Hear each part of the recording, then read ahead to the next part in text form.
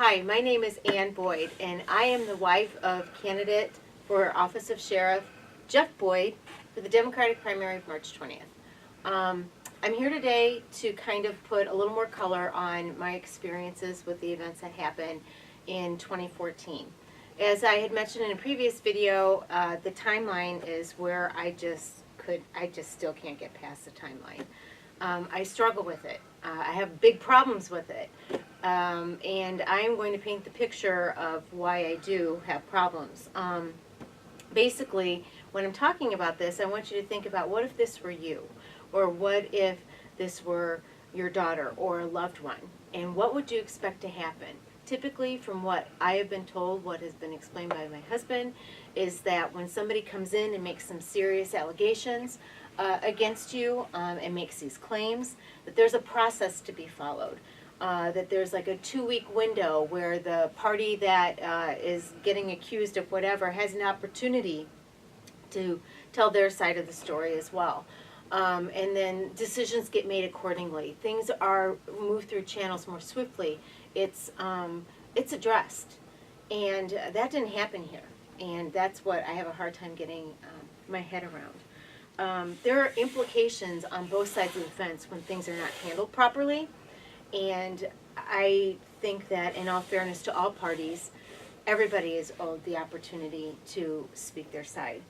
So in an effort to kind of give you the timeline that I just can't get my head around, we're going to start with day one here. On or about April 7th is the date that I kind of started as a day where probably she came in and she made her complaint. She made these serious allegations, and that's what I said to my husband. These are serious allegations against a top law enforcement official of Rock Island County, and why did you continue? Why didn't you just stop? And he told me nobody told him. And if we start with April 7th, day one, let's go through what that timeline looks like, okay? And she comes in, she makes her complaint, and the ball starts rolling. I'm sure that they were interviewing, from what we can see from records that we have seen. She had a few interviews. They were probably vetting her to see if she was credible, right?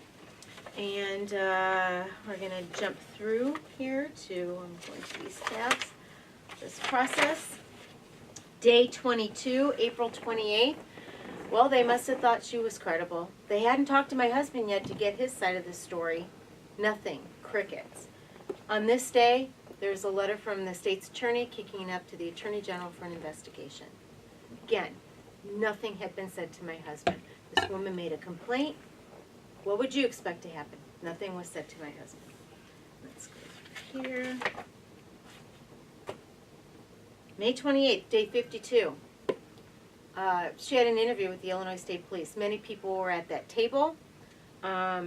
Her story was told again. Many questions were asked.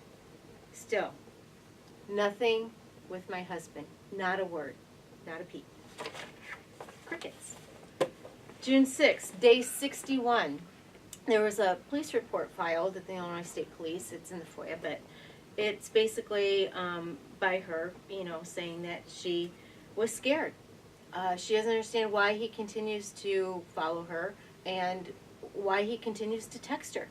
Feels compelled to text her. June 6th was also the day that my husband, with regret, sent that text to her. Day 61.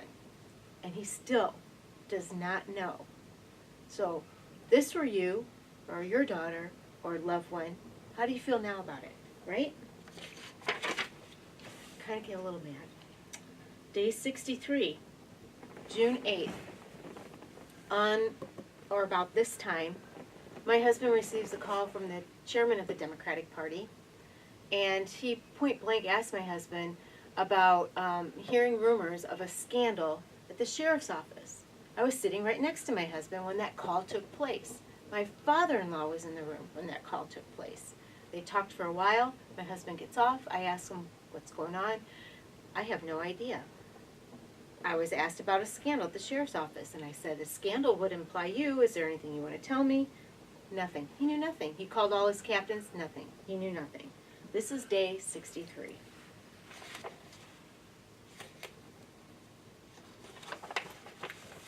day 74. My husband is finding out after an interview that he had discovered or heard about and questions asked by the Illinois State Police that they are asking questions about him.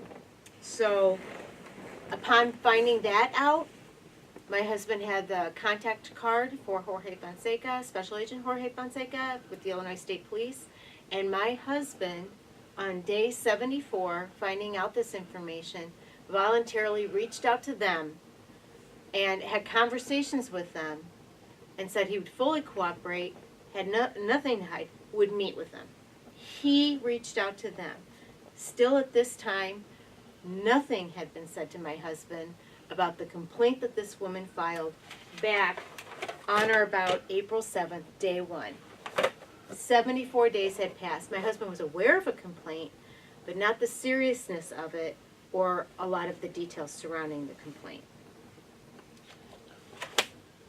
July 8th, he has his interview, day 93, meets with Special Agent Jorge Fonseca, and then after about an hour and a half interrogation interview, Assistant Attorney General Dave Navarro appears and introduces himself. Very cordial. 93. I'm going to jump here. Day 93, July 8th, his first interview, that he reached out and secured with the Illinois State Police, that he voluntarily went to and turned over all of his evidence at the advice of the state's attorney of Rock Island County, that he fully cooperated in, not hearing boo from anyone, not one word from anyone from April 7th to this time. Not one. Tell me how you feel about that.